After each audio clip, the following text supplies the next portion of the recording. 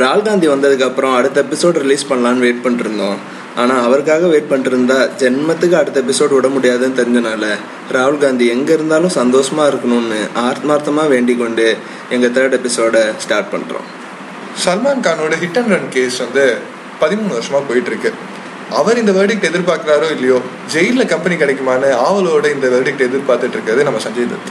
ஆளையே காலி பண்ண கேஸை ஏதோ டிராஃபிக் ரூல் பிரேக் பண்ண கேஸ் மாதிரி அசால்ட்டாக நினச்சிட்டு இருந்த பாய் ட்ரையல் போகிற கேப்பில் ஒரு 50 படம், ஒரு 3 கேர்ள் ஃப்ரெண்ட், இதெல்லாம் பத்தாதுன்னு பீயிங் ஹியூமன் ஒரு NGO வேற ஸ்டார்ட் பண்ணியிருக்காரு. பார்க்கு போனதுலாம் உண்மைதான், ஆனால் வெறும் நான் பச்சை தண்ணி மட்டும் தான் குடிச்சேன்னு பச்சையாக போய் சொல்லியிருக்காரு நம்ம சல்மான் கான். இதை கேட்டு நம்ம ஜட்ஜு காஃபி கரண் இல்லடா ஒரு கோட்ரான் சல்மான் கான் ஞாபகப்படுத்தியிருக்காரு. இதுக்கப்புறம் சல்மான் கான் படத்துல கூட பார்க்க முடியாத ஒரு ட்விஸ்ட் இந்த கேஸ்ல நடந்துருச்சு. 13 வருஷத்துக்கு அப்புறம் சல்மான் கானோட டிரைவருக்கு ஞாபகம் வந்திருக்கு அன்னைக்கு நைட் அவர் தான் வண்டி ஓட்டினாருன்னு. சரி, யார் வண்டி ஓட்டினார்னடா, ஒருத்த மேல ஏத்துனா வண்டியை நிறுத்த வேண்டியதானடான்னு எதிர்கட்சி வக்கீல் நெத்தி அடி அடிச்சாரு.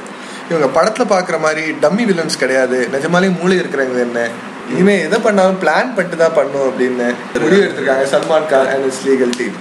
தன் பையனோட ஃபியூச்சர் கெடுத்தது தோனி தான், அவன் பிச்சைக்காரனா தான் சாவான்னு வயரெறிஞ்சு சாபம் விட்டுருக்காரு யோகராஜ் சிங். டாடி இப்படிலாம் சொல்றதுனால தான் என்ன டீம்லயே எடுக்க மாட்டேங்கிறாங்கன்னு அழுறாரு யுவராஜ் சிங். போன T20 வேர்ல்ட் கப் ஃபைனல்ல உன் பையன் தடவுன தடவுக்கு அவனெல்லாம் ஒரு IPL டீம்ல கூட எடுக்க கூடாதுறான்னு தோனியோட அப்பா சொல்லியிருக்காரு. சத்தியமா சொன்னாரா? அவங்க அப்பா உயிரோடு இருக்காரான்னு கூட எனக்கு தெரியாதா. 7,000 கோடி நாமம் போட்ட சத்தியம் ஃப்ராட் கேஸ்ல 5 கோடி ஃபைனும் 7 வருஷம் ஜெயில் தண்டனையும் விதிச்சிருக்காங்க. இவ்வளவுதானடா தண்டனை, இது முன்னாடியே தெரிஞ்சிருந்தா ரவுண்டா ஒரு 10,000 கோடி ஆட்டே போட்டிருப்பேனடான்னு ஃபீல் பண்றாரு சத்யம் ராஜு. இதே ஜட்ஜு தான் நம்ம கேஸ்க்கு வட்டிக்கு சொல்லணும்னு திருப்பதி போய் மொட்டை அடிச்சிருக்காரு நம்ம 2G ராஜா.